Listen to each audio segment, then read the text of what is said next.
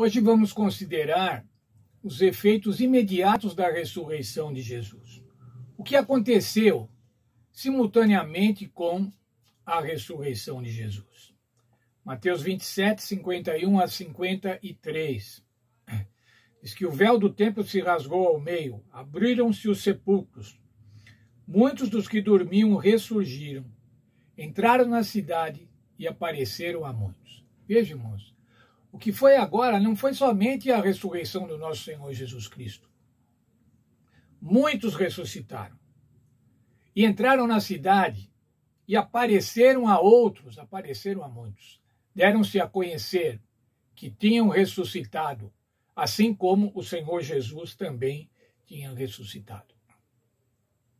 Veja, irmãos, aquela articulação dos sacerdotes, junto com o governo, junto com Pilatos, não deu certo. A cidade soube da ressurreição. Não adiantou os sacerdotes pagarem para os soldados não falarem, inventarem aquela história. A cidade soube da ressurreição de Cristo e de outros santos e dos santos. Isso eram evidências, era um fato concreto, era a certeza da ressurreição, a certeza da ressurreição de Cristo. Essa certeza da ressurreição de Cristo dava a convicção aos discípulos para pregarem o Evangelho, para pregarem o Cristo da profecia. O Cristo da profecia que dizia da morte e da ressurreição, da seguida ressurreição do Messias. Veja, irmãos, por conta disso, por conta dessa convicção, por conta de saber concretamente que o Senhor Jesus tinha ressuscitado, e amanhã nós vamos falar um pouco sobre essas testemunhas da ressurreição de Jesus, a igreja crescia, veja Atos 2, 7. De sorte que crescia a palavra de Deus, e em Jerusalém se multiplicavam rapidamente o número de discípulos, e grande parte dos sacerdotes obedecia à fé. A igreja estava crescendo, irmãos. Por que a igreja estava crescendo? Por conta que o Senhor Jesus tinha ressuscitado. Imagine se o Senhor Jesus não tivesse ressuscitado. O que os discípulos, o que os apóstolos pregariam? Que mensagem eles levariam? Veja aqui, irmãos. O conjunto dos ressuscitados entrando na cidade e declarando: Cristo nos ressuscitou dos mortos e nós ressuscitamos com ele, imortalizou a sagrada verdade da ressurreição. Contra fatos, irmãos, não há discurso. Os fatos demonstravam que o Senhor Jesus tinha ressuscitado. Os outros ressuscitados também atestavam a ressurreição. Essa era a total vitória de Cristo sobre Satanás. A vitória na ressurreição e a vitória na cruz. Primeiro a vitória na cruz, seguida da vitória da ressurreição.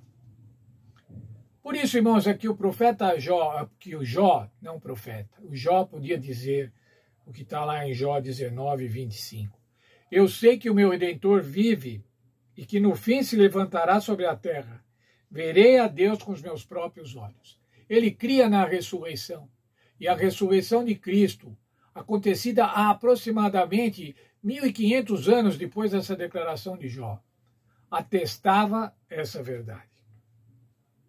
1 Coríntios 15, 19, o apóstolo Paulo fala sobre essa ressurreição. Se a nossa esperança em Cristo é somente para essa vida, somos os mais infelizes do mundo, ou os mais infelizes de todos os homens.